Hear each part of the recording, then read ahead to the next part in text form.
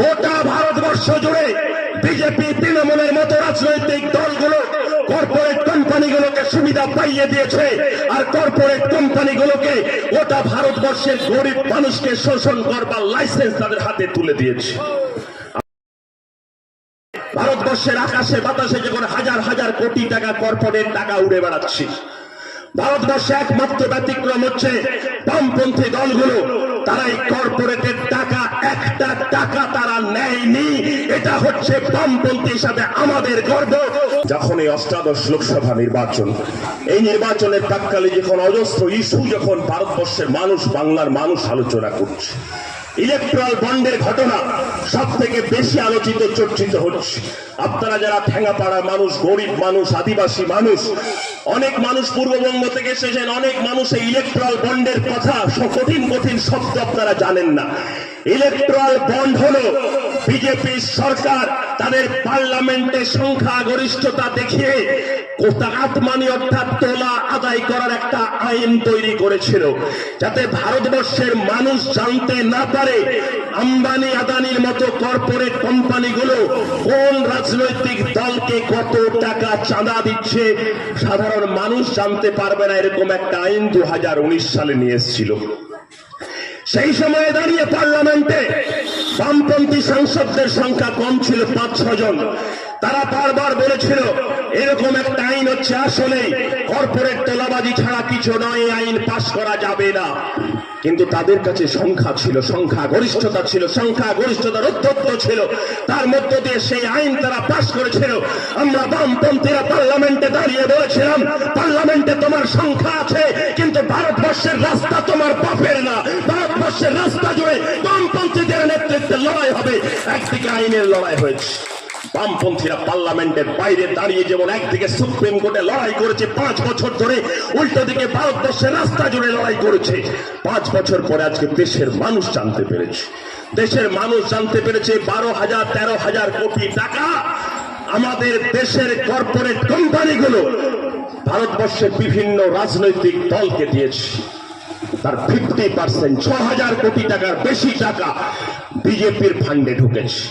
2 নম্বর হচ্ছে আমাদের রাজ্যের তৃণমূল কংগ্রেস। ভারতবর্ষে একটা মাত্র রাজ্যে যাদের অস্তিত্ব আছে, তারা হচ্ছে এই কর্পোরেট ফান্ডের 2 নম্বর স্থান।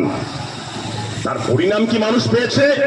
তার পরিণাম হচ্ছে এটাই পেয়েছে, আজ থেকে কিছুদিন আগে পর্যন্ত আপনি প্যানফর্টি ওষুধ কিনতেন 7 টাকা 50 পয়সা, আজকে প্যানফর্টির দাম 14 টাকা।